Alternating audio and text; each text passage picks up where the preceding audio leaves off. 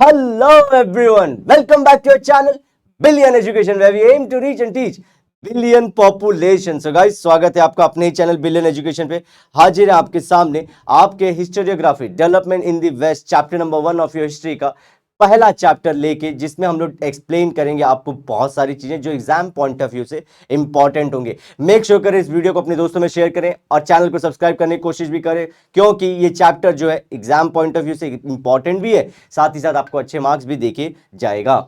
Start करते हैं दोस्तों, historiography development in the West, ये चैप्टर का नाम है हमारा। ओके, चलो इसके अंदर आप लोगों को बहुत सारे, जैसे कि आगे थिंकर्स भी आने वाले हैं बहुत सारे, उनके बारे में हम लोग को पढ़ना पड़ेगा कुछ इस चैप्टर में, कुछ हमारा अगला डेवलपमेंट इन दी इंडिया के इसमें भी पढ़ना है हम लोग को। चलो स्टार्ट करते हैं।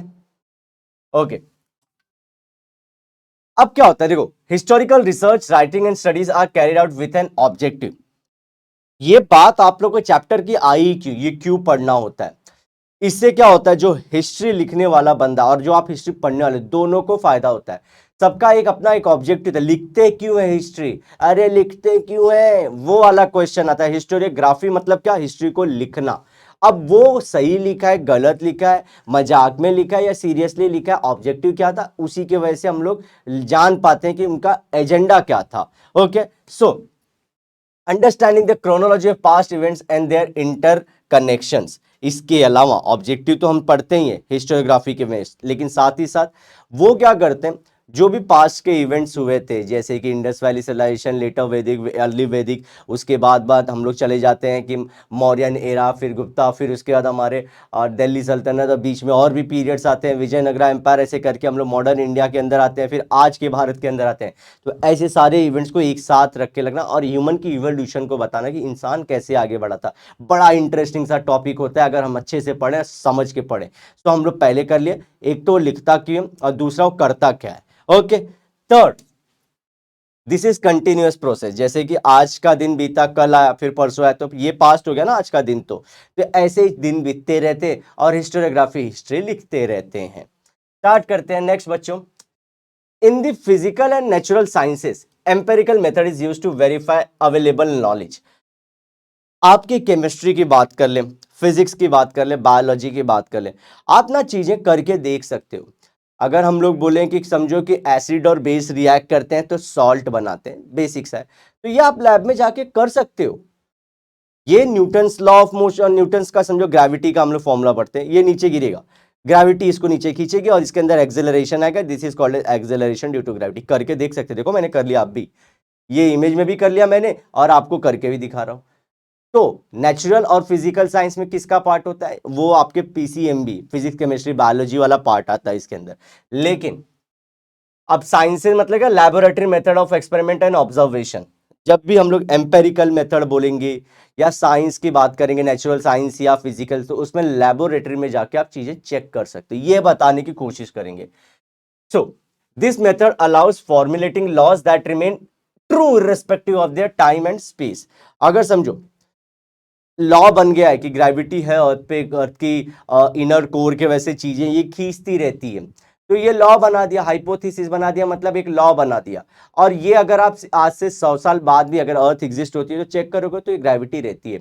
आप चले जाओ ग्रेविटी पूरे स्पेस में देख लो, ग्रेविटी का इन्फ्लुएंस आपको दिखाई देगा, right from the formation of the पूरा गैलेक्सी, पूरा यूनिवर्स से लेके उनके बिगड़ने तक ग्रेविटी रोल इन्फ्लुएंस करती है। तो ये सब हम लोग को बातें पता है। तो पहले हम लोग क्या देखा, क्यों लिखता है, कैसे लिखता है, और एक दिक्कत क्या उसके सामने आ रही है जो और साइंस वालों के पास है, और अदर साइंस वालों के पास क्या प्रॉपर्टी है, क्या फायदा उनको, उनको भैया करके देख सकते हैं वो सारी चीजें।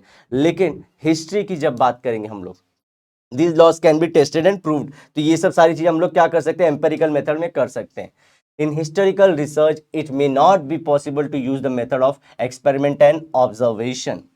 यही जो एक्सपेरिमेंट कर रहे थे, फिर मैं देख रहा था एसिड बेस मिलाया तो सॉल्ट बना कि नहीं, ग्रेविटी ने नीचे खींचा कि नहीं, लॉ बना पाता हूँ कि नहीं। सो दोस्तों ये वाला काम तो हम लोग नहीं कर सकते। फॉर एग्जांपल, जैसे मेरा बड़ा फेमस है, अगर मैं करना चाहूँ आर्यन इन्वेजन की थ्योरी की, आर्यंस आए थे, कैसे कैसे लड़ाई किए थे, वो प्रूफ कर सकता हूँ क्या, नहीं। पानीपत के जो 3 बैटल्स थे वो मैं प्रूव कर सकता हूँ, वापस से कर सकता हूँ? No, those battles happened in the past, और एग्जैक्ट सिनारियो क्रिएट भी नहीं कर सकता। तो हिस्ट्री के साथ देखो, और दूसरी चीज आपको बुक को ये बता नहीं पाता है, हम लोग को बताना पड़ता है। हर एक चीज साइंस है। What is science? साइंस होता है थिंकिंग, थिंकिंग करना, क्वेश्चन पूछना। आप आगे चल के इस चैप्टर में भी दोस्तों आप धीरे धीरे बढ़ोगे तो देखोगे ये चैप्टर भी बोलता है कि मॉडर्न हिस्टोरियोग्राफी है, आज के जो लोग लिख रहे हैं उसमें क्वेश्चन पूछते हैं, वो लोग रिस्पेक्टिव चीज़ों से रिलेटेड और बहुत वैल्यूएबल क्वेश्चन पूछते हैं। फिर क्रिटिकल इवैल्यूएशन होती है। क्रिटिकल मतलब बहुत सोच समझ के चीज़ों को लेफ्ट राइट देख के उनकी बातों को माना जाता है, समझा जाता है। तो ये भी साइंस ही है। तो दैट मीन्स दो टाइप के साइंस हो गए, नेचुरल और फिजिकल साइंस, जिसमें फिजिक्स, केमिस्ट्री, बायोलॉजी आती है। एक आता है सोशल साइंस। सोशल साइंस जो सोसाइटी से रिलेटेड, जैसे history, geography, economics, psychology. Psychology चलो ये सब्जेक्ट हम लोग देख सकते हैं कि नेचुरल साइंस का पार्ट है। सोशियोलॉजी, पॉलिटिकल साइंस, ये सब सोशल साइंस है, सोसाइटी से रिलेटेड है। यहाँ पे सारों के साथ एक प्रॉब्लम है, क्या? एम्पेरिकल मेथड, देखो, करो, समझो, लॉ बनाओ, ये नहीं कर सकते। यहाँ पे हम लोग कर सकते हैं। You can observe, you can experiment, you can bring a law, you can put forward hypothesis. ये दिक्कत किसके साथ है? हिस्ट्री के साथ है। तो क्या करें भैया? This is so because we were not present in historical time and space. वो टाइम में और वो जगह पे हम लोग नहीं थे। अब जो बैटल्स हुए थे वो 12th 13th 14th सेंचुरी के अराउंड हुए थे, ऐसे हो रहे थे। अब उस टाइम पे तो हम थे नहीं और वो स्पेस में थे, कैन नॉट बी रिक्रिएटेड। आप एग्जैक्टली वापस से पिक्चरों में थोड़ा थोड़ा दिखा सकते हैं, लेकिन वो सिनारियो रियल में कत्लेआम तो नहीं कर सकते ना। Also in the history, it is not possible to formulate laws that remain true irrespective of that time and space. अगर हम बोले कि हमेशा राजा जो रहता है प्रजा को दबाता रहता है, एक जनरल से, king always suppresses the masses. अब ऐसा तो नहीं है। आप कुछ किंग्स के बारे में सुनते हो, जैसे कि उनको बोलते हैं गोल्डन एरा था, विक्रमादित्य थे जैसे कि, फिर हमारे विजयनगर एम्पायर के जो थे, जैसे देवराया 1, देवराया 2, कृष्ण देवराया, ऐसे लोग भी थे जो सप्रेस नहीं करते थे। तो वो लॉ तो गलत होगा। तो एक क्या प्रॉब्लम पाई? दूसरी प्रॉब्लम, हम लॉ फॉर्मुलेट नहीं कर सकते, हाइपोथेसिस नहीं बना सकते जो कि ट्रू रहेगा हमेशा, ऐसा नहीं कर सकते। वहीं पे फिजिकल नेचुरल साइंसेज वालों का ट्रू रह रहा था। तो ये सारी चीजें हम लोग को एक बोलते ना बेस रखने के लिए इंपॉर्टेंट है चैप्टर का। To begin we need an expert. तो अब करेंगे क्या? Who knows the language and script of a historical documents in order to read it, understand its meaning. तो अब भैया सर हिस्ट्री जानेंगे कैसे? क्या था ट्रुथ? ट्रुथ के लिए दो ही चीज हो रही थी, या तो एक्सपेरिमेंट कर रहे थे आज के समय में और देख रहे थे, उस टाइम का फिर कैसे करेंगे? अब आता है भाई हमारा हिस्टोरिकल डॉक्यूमेंट्स, और जो भी सिग्निफिकेंट, जो भी उस टाइम की चीजें थी, समझो बैटल ऑफ पानीपत के टाइम पे जो भी सारी चीजें थी जो लिखी गई थी, जो कॉइन्स थे, जो उनके रॉक पे लिखे हुए, बोलते हैं ना रॉक एडिक्ट्स थे, फिर इसे जो पिलर एडिक्ट्स थे, म्यूरल्स थे, म्यूरल्स मतलब वॉल पेंटिंग्स, ये सब जो सारी चीजें उस टाइम की थी उनको पढ़ना शुरू करते हैं। अब ये करेगा कौन? आप लोग जानते हैं कि उस टाइम पे लिखे जाते थे संस्कृत में, खरोष्टी में, प्राकृत में, इसी तरह से पाली लैंग्वेज में, बहुत अलग अलग लैंग्वेज में लिखे जाते थे, और सबकी राइटिंग की स्टाइल भी अलग थी। आज जो आप संस्कृत पढ़ते हो और उस टाइम की चिश्ती संस्कृति थी या चिश संस्कृति बोलते हो, बहुत अलग थी। इतने बड़े बड़े लाइन्स होते थे। तो हम लोग को जरूरत पड़ती। अब तो हम लोग देखो बोल रहे हैं कि भाई पढ़ना है तो कुछ ना कुछ सोल्यूशन निकालना पड़ेगा। हमने बोला कि चलो उस टाइम के डॉक्यूमेंट जो जो उस टाइम पे थे, कुछ ना कुछ लिखे होंगे, कुछ ना कुछ बनाए होंगे, चलो उनको पढ़ते हैं। फिर दिक्कत आ गई, अब सब लोग नहीं पढ़ पा रहे, तो एक्सपर्ट की जरूरत हुई। क्या करेगा एक्सपर्ट? उस टाइम के जो लैंग्वेज है, उस टाइम की जो स्क्रिप्ट है, वो पढ़ना और समझना जानता रहना चाहिए। वो हमको बता देगा कि उस टाइम पे क्या हुआ था। Okay. Also, the expert can examine the authenticity of document by using a criteria such as lettering style, author style of writing. चलो इतना बता दूं पहले।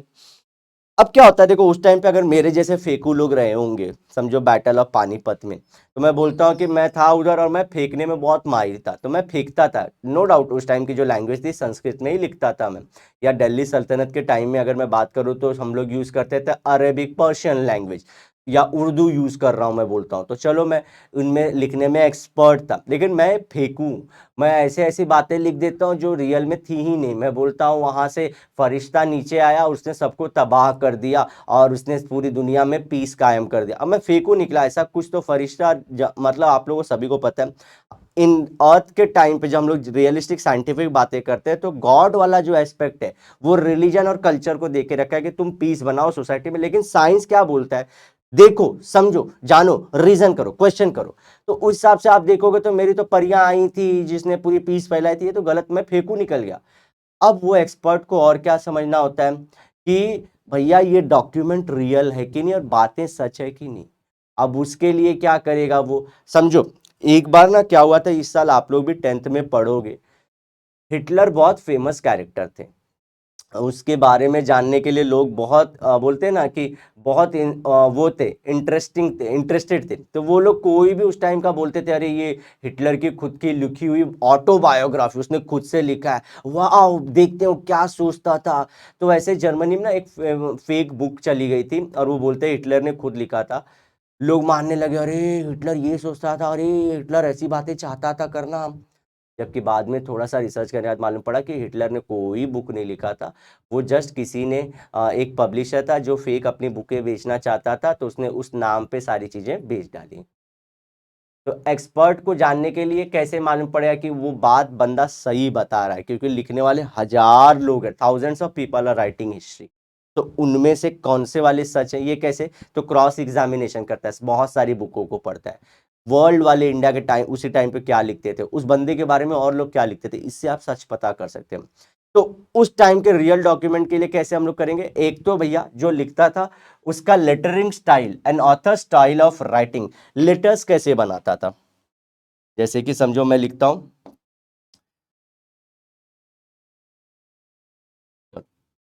मैं लिखता हूं मेरा नाम अजय,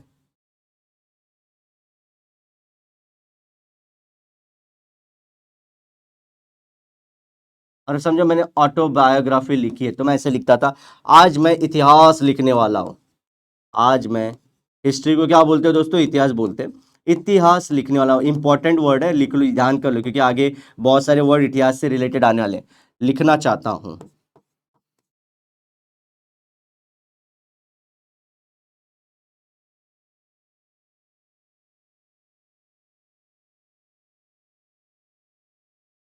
ठीक है, स्टार्ट करते हैं, शुरुआत करते हैं, शुरुआत करते हैं।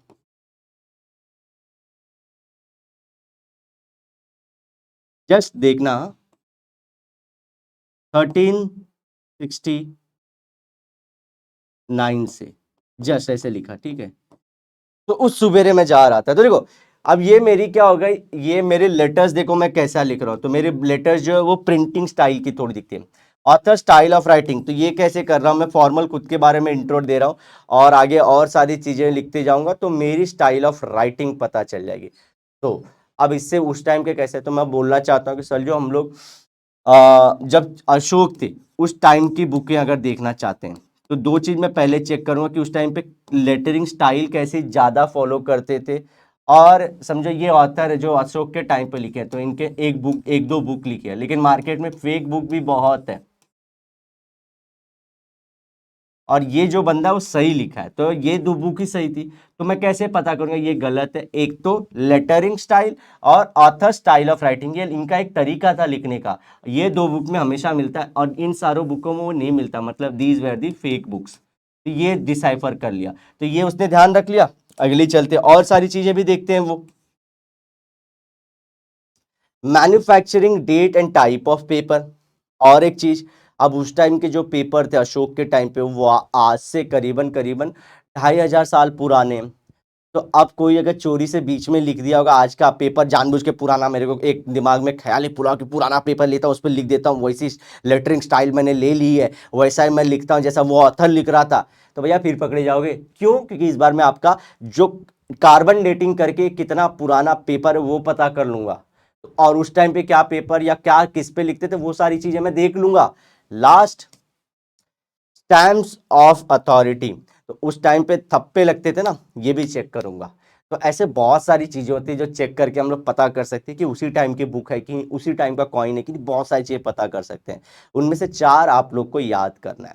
फिर से, लेटरिंग स्टाइल, ऑथर स्टाइल, तो स्टाइल से दो, author style of writing, manufacturing date and type of paper, manufacturing date कब बना था और type of paper, and last but not the least stamps याद रख लेना आप लोग को। ओके, सो ये हो गया, ये सब डॉक्यूमेंट्स वो यूज करेगा।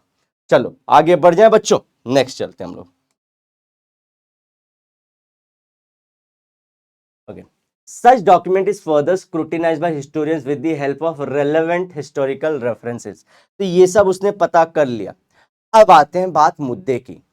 हमने पता कर लिया कि ये उस टाइम की बुक थी, वो ऑथर की बुक थी और ये रियल में उन्होंने लिखा था और ये सब उन्हीं की स्टाइल थी। चलो, अब नेक्स्ट क्या काम आता है, इतने पे ही नहीं छोड़ना है, इसके बाद ये चीज भी देखनी है कि उन्होंने सच लिखा है कि नहीं। समझे बातों को। अब उसी जैसे, अब उसी टाइम पे और जो बुक हैं वो भी चेक करूंगा। अब उनके लिए भी सेम क्राइटेरिया अपनाऊंगा कि उनका जो पेपर का डेट देखूंगा, स्टैंप देखूंगा, मैं मैन्युफैक्चरिंग का डेट देखूंगा, लेटरिंग स्टाइल उस ऑथर की देखूंगा, स्टाइल ऑफ राइटिंग देखूंगा, उनकी बहुत सारी चीजें फिर से चेक करूंगा और फिर कंपेरिजन ड्रॉ करूंगा। Methods of various discipline are useful in historical research. Example देखो, अभी आप लोगों को किसमें किसमें एक्सपर्ट होना चाहिए। आर्कियोलॉजी, जो जमीन के नीचे जो चीजें दबी रहती है उनको निकाल के पढ़ने वाला आना चाहिए, निकाल पाना चाहिए। आप लोग वो देखे थे, क्या बोलते हैं हम लोग, राम सेतु मूवी, तो वो आर्कियोलॉजिस्ट थे, जमीन के नीचे की चीजें निकाल पाते, तो उससे हिस्ट्री पता चलती थी। दूसरी, आर्काइवल साइंस। आर्काइवल साइंस मतलब क्या होते हैं, बुकें हम लोग लाइब्रेरी में टाइप रखते हैं ना, तो वो पुराने, आर्काइव मतलब पुराने डॉक्यूमेंट्स, तो वो भी उसको साइंस उसका पता रहना चाहिए कि उस टाइम की बुकें कहाँ मिलती हैं। Next, manuscript. मैन्युस्क्रिप्ट क्या होती है, खुद के हाथों से लिखी गई चीजें। ओके, तो ये मैन्युस्क्रिप्ट। एपिग्राफी, एपिग्राफी होता है स्टडी ऑफ इंस्क्रिप्शंस। इंस्क्रिप्शंस क्या होते हैं, जनरली वॉल पे इनको ना इंस्क्राइब किया जाता है, उसके ऊपर दबा के लिखते हैं। समझिए, यहाँ पे मैं खड्डे करके होल्स करके लिखना शुरू करूँ, वॉल्स पे, पिलर्स पे, रॉक्स पे, कहीं पे पॉट्स पे लिखना, तो उसको इंस्क्रिप्शन बोलते हैं और उसकी स्टडी को बोलते हैं एपिग्राफी। तो ये सब भी बंदे को आना चाहिए। Okay, analysis of lettering style, तो नेक्स्ट उसको और क्या है, एनालिसिस ऑफ लेटरिंग स्टाइल। देखो ये कैसे लिखा गया, ऐसे भी लिखने वाले लोग थे ना। अब इसका linguistics, linguistics is study of language, linguistic is study of language, तो लैंग्वेज की स्टडी उसने आनी चाहिए, उसको लैंग्वेजेस बहुत सारे आने चाहिए। Numismatics study of the coins, golden era, golden coins कब, गोल्ड कॉइन्स कब आते थे, कॉपर कॉइन्स कब आते थे, सिल्वर कॉइन्स कब आते थे, गोल्ड कॉइन में भी क्या गॉड के फोटो थे, किंग के फोटो थे, कौन से गॉड थे इंडिया में, क्या ग्रीक गॉड थे या इंडियन गॉड गॉडेसेस को दिखाया जाता था, ये सब के बारे में नॉलेज होना चाहिए।